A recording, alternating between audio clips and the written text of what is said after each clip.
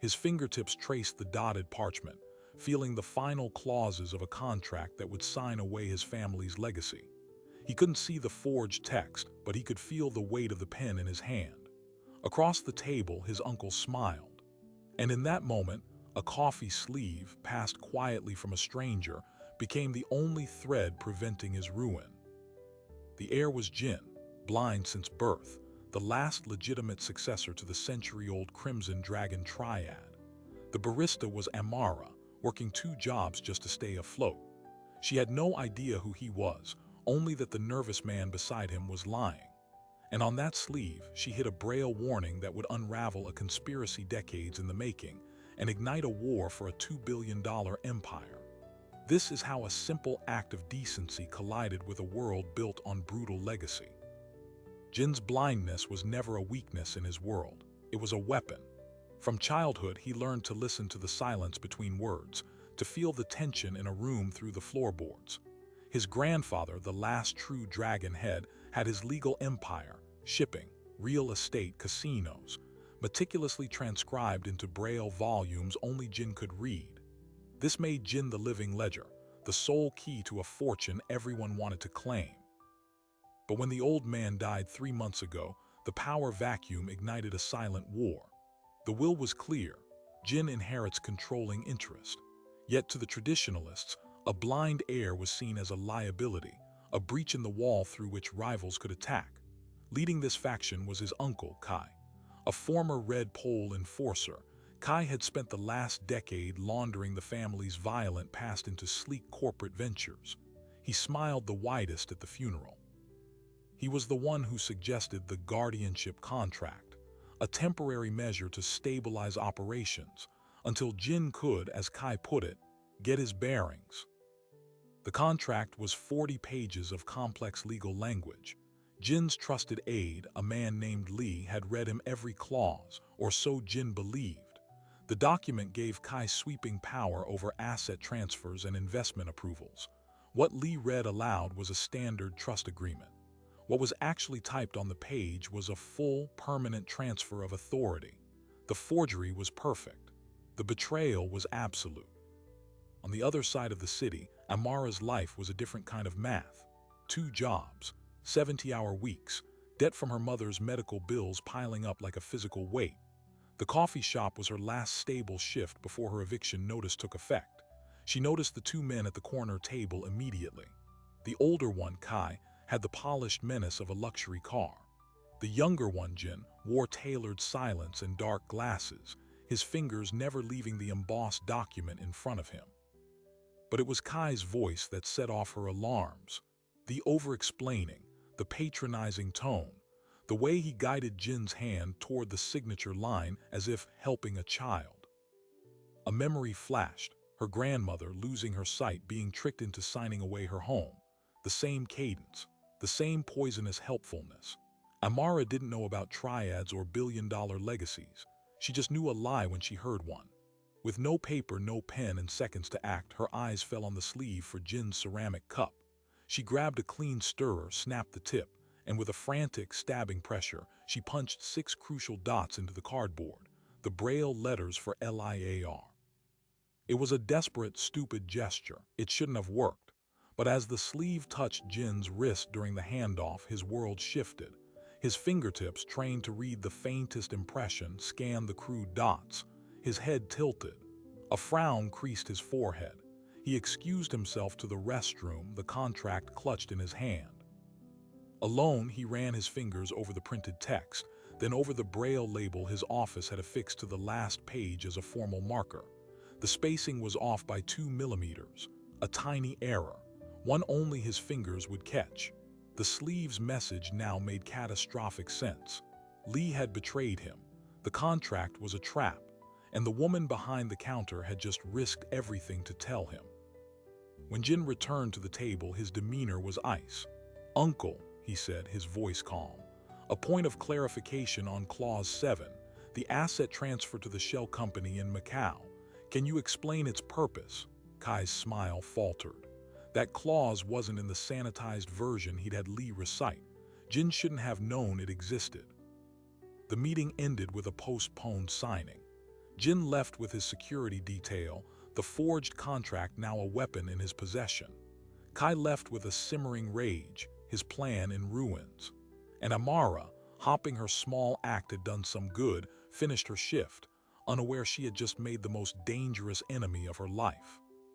Kai's people identified her within the hour. Security camera footage, employee records. She was just a name, an address, a debt, a problem to be removed. As Amara closed the shop that night, two men in a black sedan watched from across the street. But Jin was moving faster. He had Lee detained. He had his own loyalists, men still loyal to his grandfather's memory, quietly mobilized. And he had one overwhelming question. Who was the stranger who saw through a lie his entire world had missed? He traced her to a crumbling apartment building just as Kai's men moved in to silence her. The collision was inevitable. As Amara packed her last suitcase, headlights flooded her window. Not one car, but two. Doors slammed. Shadows moved in the hallway. A fist pounded on her door. She froze, her mother's medicine in her hand. Then from the stairwell, a different voice called out, calm and authoritative. "Step away from the door. She is under my protection." It was Jin. The blind heir had come to the one person who could see the truth. The standoff in that grimy hallway lasted only seconds, but it changed everything. Jin's men outnumbered Kai's. A tense retreat was negotiated. But as Jin escorted a terrified Amara out of the building, he gave her the only warning that mattered. "They won't stop. You saw the mechanism of their lie. Now you're part of the truth they need to erase. Come with me or you won't see morning." Before she could answer, police sirens wailed, flooding the street with blue light. Kai had made one final call, not to his enforcers but to the police, tipping them off to the hostage situation involving the notorious Triad Heir. Doors burst open. Hands in the air, Amara looked from the advancing officers to Jin's impassive face. In that moment, she wasn't choosing between safety and danger. She was choosing between two kinds of prison. She took his arm. The police saw a hostage situation. Jin's head of security, a man named Chen who'd served his grandfather, saw a tactical extraction. With a few terse commands, his team created a perimeter, their postures non-threatening but immovable. Chen spoke calmly to the lead officer, showing credentials for a private security firm licensed to protect high-net-worth individuals with disabilities. The distinction between criminal entourage and legitimate protective detail was a blurry line, but in that moment, it held. Amara was ushered into a black SUV with tinted windows so deep they swallowed the night.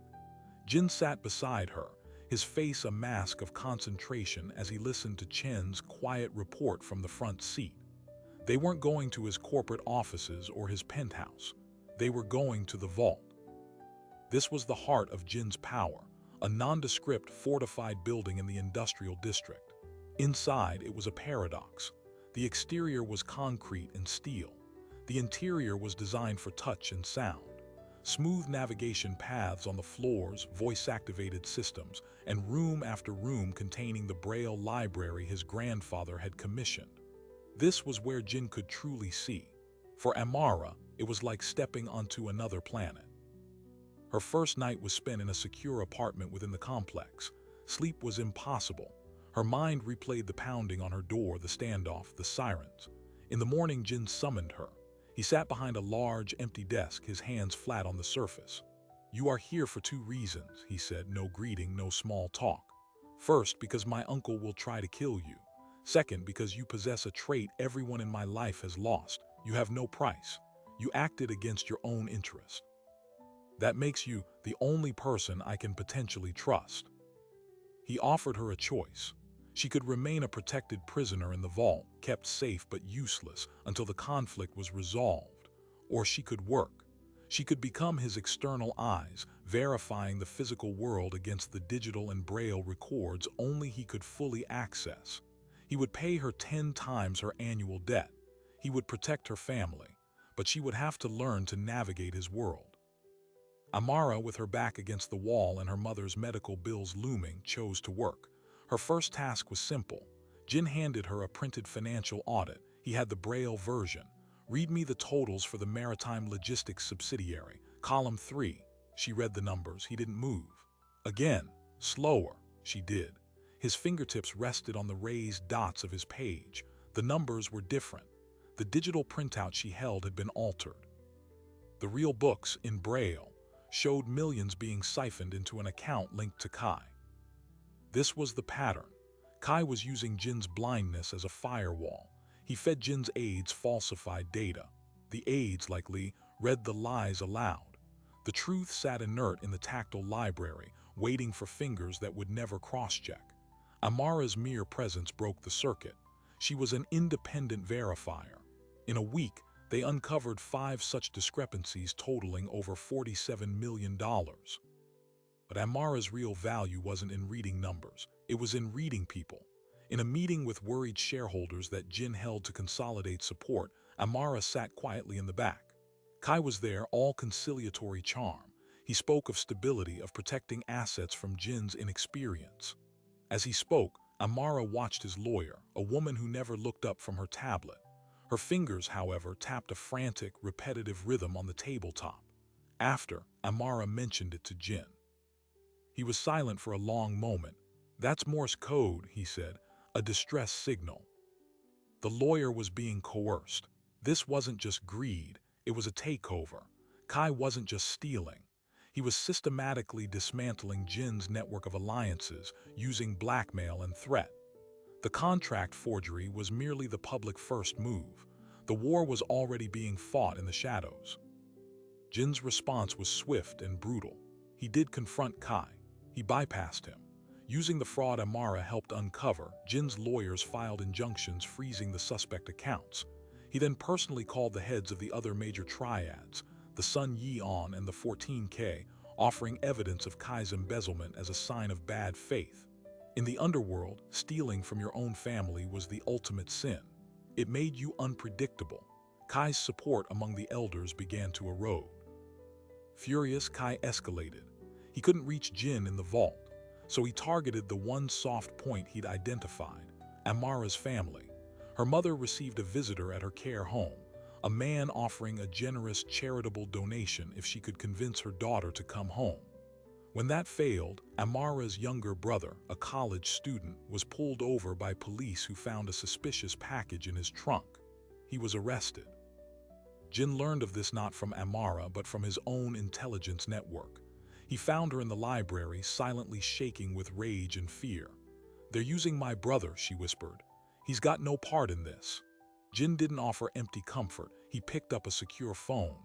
"Chen," he said, "get the boy out, use the firm in Boston, pay whatever bail, hire the best lawyer, and send a message to the precinct captain. Any further cooperation with Kai will result in a full audit of his department's unusual asset forfeitures." He hung up. "Your brother will be home by morning," he told Amara. "The message will be received." In that moment, something shifted. The transactional nature of their arrangement cracked. This was protection of a different order. Amara looked at Jin, this isolated, powerful man in his fortress of touch, and saw not just a crime lord, but a strategist who understood the cost of collateral damage. "Why?" she asked. "You barely know me." "Because my uncle operates on a simple principle," Jin replied. "Everyone has a price. By protecting your family at no cost to you, I prove his principle wrong. And in my world, disproving a fundamental principle is how you break a man's power." The game changed again. Kai, realizing his external pressure was failing, turned the conflict inward. He invoked an ancient, almost mythical bylaw of the Crimson Dragon Charter, the trial of perception, a challenge meant for times of leadership dispute where the heir's fitness is in question. The trial's details were secret, known only to the Council of Elders, but its core was a test of a leader's awareness, their ability to perceive truth amid deception. For a blind heir, it was a grotesque trap. To refuse was to admit weakness. To accept was to walk into a contest rigged against his very disability. The elders, some swayed by Kai, some genuinely traditional, delivered the summons. Jin had 72 hours to present himself at the ancestral hall in Macau. The atmosphere in the vault grew heavy. This was a move Jin could not counter with lawyers or audits. This was about legend, about face, about the soul of the organization. Amara, now fully immersed in the history, researched everything she could find about the trial. Records were scant, allegorical. It spoke of seeing the dragon in the dark, of navigating the maze of whispers. She realized with dawning horror that it wasn't just a test for Jin. Past trials involved the entire retinue of the Challenger and Heir. She would have to go. She would be part of whatever Kai had planned. On the eve of their departure from Macau, Jin allowed Amara one secured video call to her brother, now safe and confused back at his dorm. As she finished, Chen entered the situation room, his face grim. "We've intercepted a communication," he said. "Kai isn't just preparing for the trial. He's brokered a side deal with the Wo syndicate. He's offering them territorial concessions in the ports in exchange for their support." He paused. "The meeting is happening tonight at the Golden Phoenix Casino. If he secures their backing before the trial, the elders will have no choice but to crown him. The trial will be a formality." Jin listened, his head bowed. The clock was now screaming. They had to disrupt that meeting. But the Golden Phoenix was Kai's territory, layered with his security. A direct assault was suicide. An anonymous tip to the police would be worthless. Kai owned the police in that district. Then Amara spoke, an idea forming from a lifetime of being overlooked. "You can't go as Jin, the heir," she said. "And you can't send soldiers, but what if they sent a waiter or a cleaner, someone invisible?" Jin turned toward her voice. "I have no agents there I can trust with this," he said. "Not an agent," Amara said, her heart pounding. "Me." She laid out the plan. It was insane. It relied on her anonymity, on the fact that no one would see a black female cleaner as a threat. She would go in, wearing a uniform sourced by Chen, equipped with a miniature camera and a listening device. She wouldn't confront Kai. She would simply witness. She would get proof of his betrayal of the family to an outside syndicate. That evidence, delivered to the elders before the trial, would destroy Kai's legitimacy completely. Jin refused immediately. It was too dangerous. She wasn't trained. Kai's men would kill her if she was caught, but Amara stood her ground. "You said I have no price, that's why you trust me, so trust me now. This is the only way. You can't perceive what happens in that room, I can. Let me be your eyes." The silence that followed was immense. Finally, Jin gave a single sharp nod. "Chen," he said, "get her everything she needs, and plan an extraction so tight that if she stumbles, you pull her out before she hits the ground." 3 hours later, Amara Thompson, drowning in a baggy casino custodial uniform, pushed a cart of cleaning supplies through the service entrance of the Golden Phoenix. Her heart was a drum in her throat. In her sleeve was a button camera. In her ear, a nearly invisible piece of plastic. And in the van 3 blocks away, Jin sat in absolute silence, listening to every breath she took, waiting to hear the conversation that would decide his future. She rounded the corner toward the private salon where Kai's meeting was being held. A guard stood outside. He looked at her cart, and nodded her through. The door clicked shut behind her. She was in. The air in the private salon was thick with cigar smoke and quiet tension. Amara kept her head down, methodically wiping an already clean sideboard, her every nerve screaming. Kai sat at the head of the table, facing the representative from the Wo, a severe-looking man with a scar through his eyebrow. The deal was straightforward. In exchange for their muscle during the leadership transition, Kai would grant them 15% of the Crimson Dragon's port operations. It was treason, clean and simple. Amara's camera captured it all, and then Kai leaned forward, his voice dropping. "But there is a complication," Kai said. "My nephew has acquired a new pet, an outsider, a woman." Amara's blood ran cold. She didn't move. "She's proving disruptive." She helped him uncover the ledger discrepancies. The Wo representative grunted. "A minor problem, remove her." "It's not that simple," Kai replied, a strange smile in his voice. "She's become his eyes, and because of that she's led him to the one thing I hoped he'd never find." He paused, letting the suspense build. The old dragon head didn't just die of a heart attack. The medication in his system was accelerated by me. In the surveillance van, Jin froze. The background chatter from his team ceased. The only sound was the crisp audio feed from Amara's microphone. Kai continued almost casually. The old man was getting sentimental.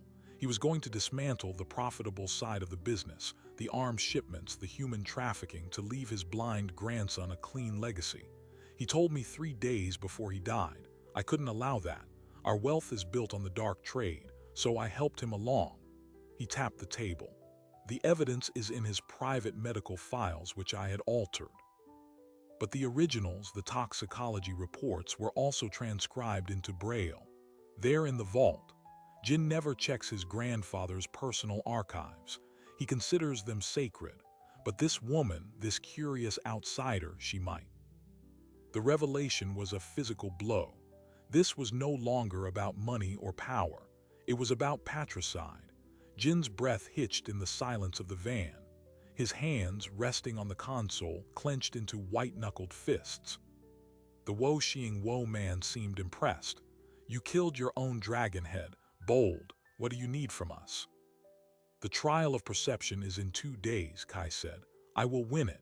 The bylaw states the winner has the right to cleanse the family of corrupting influences. I will name Jin unfit, under the influence of a foreign spy, that woman. I will have him sequestered. And then I will need you to ensure that when I enter the vault to secure the family's assets, no one interferes. Permanently. They were planning a double murder, wrapped in tradition and law. Amara, hearing her own death sentence delivered so calmly, felt a wave of nausea. She had to get out. Now, she gave her cart a gentle push toward the door. One more thing, the Wo man said. The woman, the outsider, where is she now? Kai's voice turned cold. My people lost her at the apartment. Jin has her hidden, but he's predictable. He trusts his systems. He'll have brought her to the vault. He signaled to one of his guards, who placed a sleek laptop on the table. Kai opened it, typing quickly. Every system has a backdoor, especially one designed by a man who paid for loyalty rather than expertise. A live video feed flickered to life on the screen. It showed a hallway, then a library, Amara's empty apartment in the vault. I own the head of security at the vault's building management firm. I've had eyes inside for a week. In the van, Chen swore violently. They've been compromised. The entire safe house is blown. Jin's voice was a razor. Extract her now. But it was too late. In the salon, Kai zoomed the camera feed. It panned across the library and settled on a digital clock on the wall. The time was wrong. It was running 7 minutes slow compared to the casino's time. Kai's smile vanished. This is a looped feed, he snarled. They know about the cameras. His head snapped up, his eyes scanning the room. They landed on Amara, who was just reaching the door. On her cart, reflected in the polished brass of a wall sconce, was a tiny, almost invisible red LED light. The camera was live. Her, Kai roared, pointing. Stop her.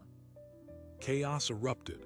Amara shoved her cart into the guard at the door and bolted into the hallway. Chen, she's made. Jin yelled into the comms. Protocol Delta, now. The extraction plan dissolved into a desperate chase. Amara ran through the staff corridors, guided by Chen's urgent voice in her ear. Left, now right, service elevator ahead. Behind her, she could hear shouting and pounding footsteps. She reached the elevator, jamming the button. The doors slid open just as Kai's men rounded the corner. A hand grabbed the back of her uniform. She spun, swinging her heavy cleaning bucket. It connected with a sickening thud. She dove into the elevator as gunfire erupted, bullets pinging off the closing doors. The descent to the underground garage felt like an eternity. Van is repositioning at exit 3, Chen barked. 30 seconds. The elevator doors opened. A black van skidded to a halt in front of her, side door sliding open. A hand reached out Chen's. She leapt in.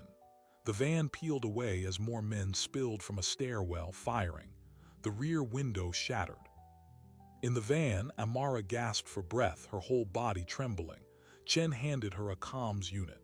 Jin's voice came through, strained but steady. "Are you hurt?" "No," she managed. I got all of it." "Good, now listen. The vault is compromised. We cannot return there. Kai knows about my grandfather. He knows we have the evidence. He will move everything up. The trial will be a sham, and he will come for us with everything he has before dawn." Jin's voice took on a decisive edge. "We have one move left. We take the evidence directly to the one person who can call off the trial and expose Kai before the elders. My grandfather's oldest friend, the only man Kai fears, Elder Feng." Elder Feng was a legend. A retired dragon head of the 14K, he lived in secluded, fortified exile in the New Territories. He was the only figure whose moral authority could override the Crimson Dragon's own corrupted council. But reaching him was a mission in itself. His compound was a fortress, and he granted audience to no one. "He will see me," Jin said, a plan crystallizing. "Because I will bring him the one thing he values more than safety, the unvarnished truth about his old friend's murder, and he will hear it from the woman who risked her life to uncover it." They changed vehicles twice, using pre-placed escape routes. Their destination was a small, private airfield. As they boarded a sleek jet, the scope of the conflict finally settled on Amara. This was no longer a corporate dispute. It was a war for the soul of a criminal empire, and she was now a central soldier. Jin sat across from her, his face unreadable behind his glasses. "You heard him confess," Jin stated, not asked. "To murder," Amara whispered. "Your grandfather was killed for wanting to protect me from the very world he built," Jin finished, his voice hollow. "The irony is not lost on me." He turned his head toward the window, though he could see nothing of the dark sky. "The trial of perception, the maze of whispers. My grandfather once told me it was never about physical sight. It was about perceiving the true enemy within your own house. I thought the enemy was Kai's greed. I was wrong. The enemy was his ambition, which began with murder. And I was blind to it until you entered the maze." The flight was tense and silent. They landed in Hong Kong and transferred to a convoy of armored Range Rovers for the drive into the mountainous New Territories. Elder Feng's compound appeared as dawn broke, a traditional Chinese estate built into a hillside, surrounded by high walls and guarded by men who looked like they'd stepped out of a history book. Getting past the outer guards took an hour of negotiation by Chen. They were finally admitted to a tranquil inner courtyard. Elder Feng, a man in his 80s with a wispy white beard and sharp, clear eyes, sat sipping tea. He did not look at Jin. He looked directly at Amara. "You are the one who cannot be bought?" he asked in accented English. I don't know," Amara replied honestly, overwhelmed. "Good, an honest answer." He gestured for Jin to sit. "Your grandfather's grandson. You come to me on the eve of your trial, which is against all protocol. Speak."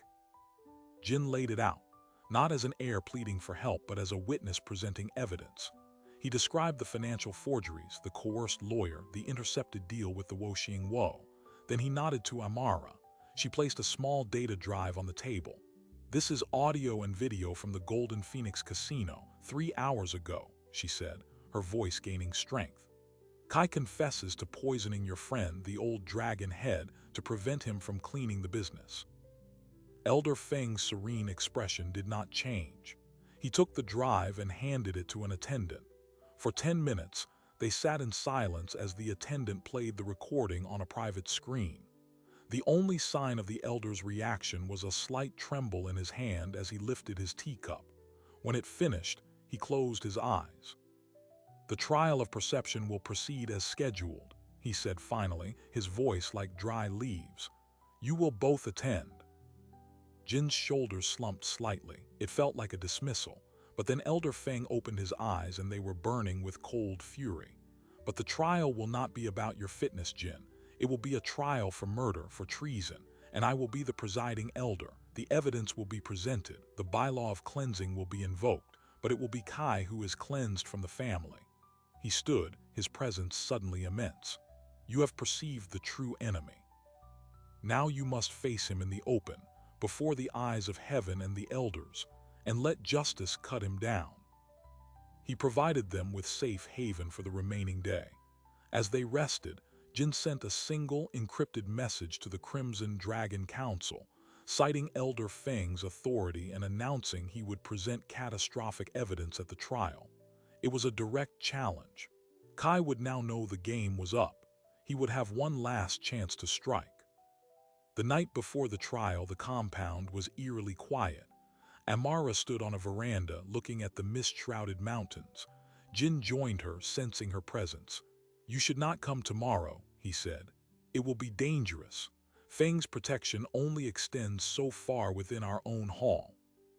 "I have to," Amara said. "I'm the witness. And besides, I started this. I want to see it end." Jin was quiet for a moment. "When this is over, the debt you came for will be paid. You and your family will have everything you need. You can disappear, live any life you want." Amara looked at him, this isolated man standing in the dark. "What will you do," she asked, "if you win?" Jin let out a long breath. "What my grandfather tried to do. I will burn the dark trade to the ground. I will turn a criminal empire into a mere business. It will make me enemies everywhere. It will be a life of endless vigilance." He turned his head toward her. "But it will be a life worth seeing." The morning of the trial arrived, heavy with mist and portent. They traveled to the ancient ancestral hall in Macau, a building that felt older than the city itself. Inside, the air was thick with incense and hostility. The council of elders sat on a raised dais. Kai stood before them, surrounded by his loyalists. He glared at Jin and Amara with naked hatred as they entered. Elder Feng took his seat among the elders, his face a mask of impartiality. The head elder, a man deep in Kai's pocket, began to speak of the challenge, of the need to test the heir's perception. But before he could finish, Feng raised a single finger. The room fell silent. "The trial has already begun," Feng intoned.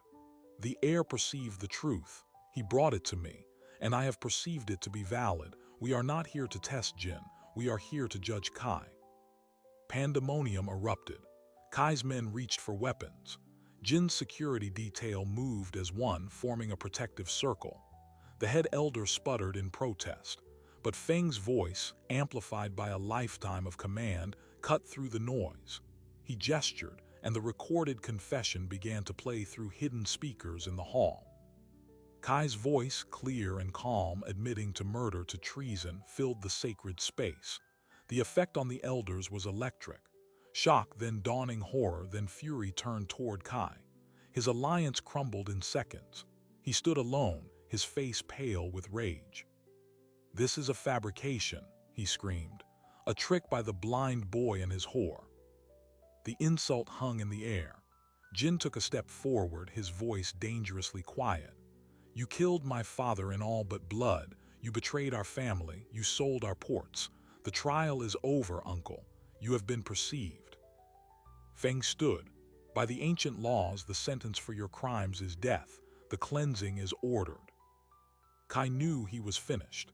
In that moment, his eyes met Amara's across the room, and instead of fear, she saw a terrible, calculated resolve.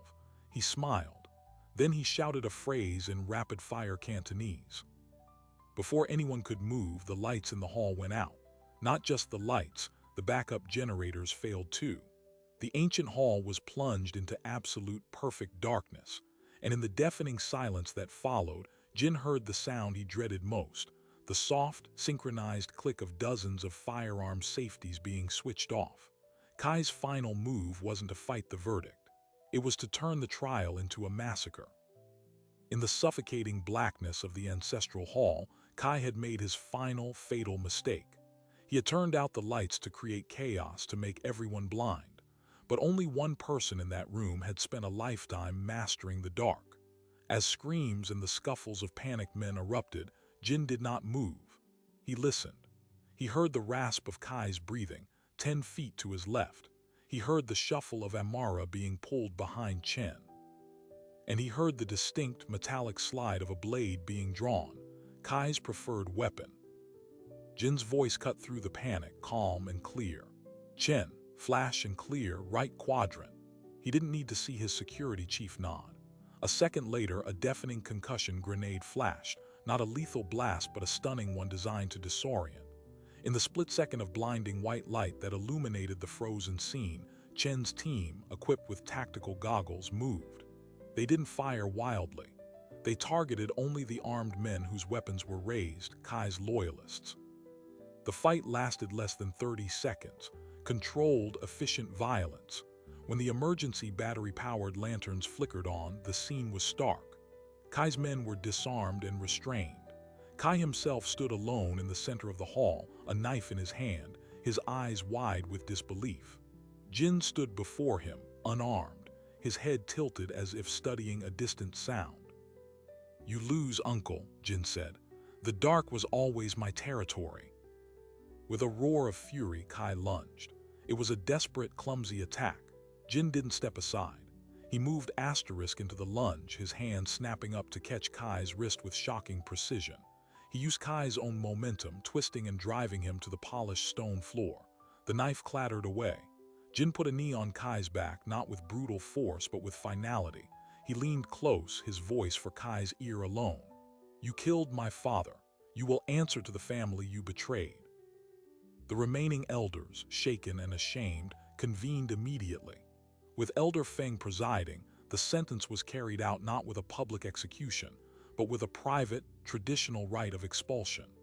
Kai was stripped of his name, his tattoos burned from his skin with acid, a fate worse than death in their world, and handed over to the authorities for the murder of a prominent businessman, with all the evidence Jin and Amara had gathered. He would spend his life in a sterile prison cell, forgotten by the empire he tried to steal. In the weeks that followed, Jin moved with relentless purpose. He called a conclave of the entire Crimson Dragon Syndicate. With Elder Feng at his side for legitimacy, he laid out his vision. The narcotics, arms, and human trafficking operations were to be permanently shut down. The capital would be moved into the legitimate businesses: shipping, real estate, hospitality. Those who could not accept this new path were paid a generous severance and exiled. Those who stayed were retrained. It was a bloodless revolution, but a revolution nonetheless. Amara watched it unfold from a new office in the renovated vault, which was being transformed from a fortress into a corporate headquarters. Jin had kept his word. Her mother's medical debts were erased. Her brother's legal troubles vanished, along with a full scholarship to the university of his choice. A trust fund was established for Amara that guaranteed lifetime security. She could have left. She should have left. But Jin offered her something else, a position. "The business is clean on paper," he told her. "But old habits, old networks, they have a way of seeping back. I need someone whose loyalty isn't to the old world. I need someone who sees things differently. Be my head of internal audit. Be my conscience." It was insane. A former barista overseeing the finances of a multi-billion-dollar conglomerate. But Amara understood what he was really asking. He was building a new system, and he needed someone from outside to ensure the old poison didn't return. She accepted. A year later, the transformation was tangible. The Crimson Dragon Corporation was a reality, listed on the Hong Kong Stock Exchange. The board meetings were in brightly lit rooms, not smoky back rooms. And in the chairman's office, Jin worked with a team of assistants who translated all data into both digital and braille formats, with Amara's department auditing every line. One evening, Jin asked Amara to walk with him in the private garden of the corporate compound. "The board is pushing for an expansion into Southeast Asian energy," he said. "The projections are favorable, but something in the proposal feels smoothed over." He handed her a braille tablet. "This is the original feasibility study my team prepared for me. I'd like you to read the board's version and tell me if you perceive a difference." It was the same test as their first day, but now it was a ritual of trust. Amara took the tablet. Later in her office, she compared the documents. The numbers matched, but the board's version had omitted a major environmental risk cited in Jin's original. A small omission, perhaps accidental. She flagged it, noting the discrepancy wasn't in the numbers, but in the story they told. The next day, Jin confronted the board. The omission was, as he suspected, a deliberate attempt to push the deal through. The responsible executive was fired. After the meeting, Jin smiled slightly. "You still see the lie," he said to Amara, "even when it's dressed in a suit." "And you still perceive the truth," she replied, "even when it's hiding in the silence." Their partnership had become the foundation of the new empire. It was professional, respectful, but built on the unshakable bond of two people who had saved each other's lives. Amara had a luxurious apartment, but she still lived simply. Jin had more power than ever, but he lived more austerely. The guilt of his grandfather's death, though not his fault, had instilled in him a permanent sense of responsibility. On the anniversary of the trial, Elder Feng came to visit. He shared tea with Jin and, in a rare moment of candor, revealed the final, surprising detail. "Your grandfather knew," Feng said quietly. "He knew Kai was ambitious. He knew Kai might try to move against him. The medication that killed him, he had been secretly reducing his dosage for months on my advice to build a tolerance. Kai's poison should not have been lethal." Jin went very still. "What are you saying?" "I am saying," Feng sighed, "that your grandfather was sick with a cancer he hid from everyone. The doctors gave him 6 months. He chose to let Kai's ambition be the hand that ended his life, rather than the disease. He made himself a martyr to give you the moral authority to clean the family. He knew you would need an unforgivable crime to justify the revolution. He sacrificed his last days to give it to you." The revelation was a seismic shift. His grandfather hadn't been murdered by a shocking betrayal. He had orchestrated his own death as the ultimate strategic move. The weight on Jin's shoulders didn't lessen, but its nature changed. It was no longer a burden of vengeance, but of sacred purpose. He went to the company's new archives, where his grandfather's Braille volumes were stored as historical artifacts. He found the personal journal from the final months. There, in the last entry, his grandfather had written, "The dragon must shed its skin to grow. The old, scaled skin is violence and fear. The new skin must be built on something stronger. My grandson cannot see the old scales. He will only feel the new skin. He will build it well." Jin closed the volume. He finally understood the true trial of perception. It wasn't about seeing the enemy. It was about perceiving the legacy you were meant to carry and the price others paid to place it in your hands. He found Amara finalizing the quarterly reports. "We're starting a new foundation," he told her. "The capital will come from my personal holdings. It will fund Braille literacy programs, accessibility technology, and legal aid for people with disabilities who are targeted by fraud.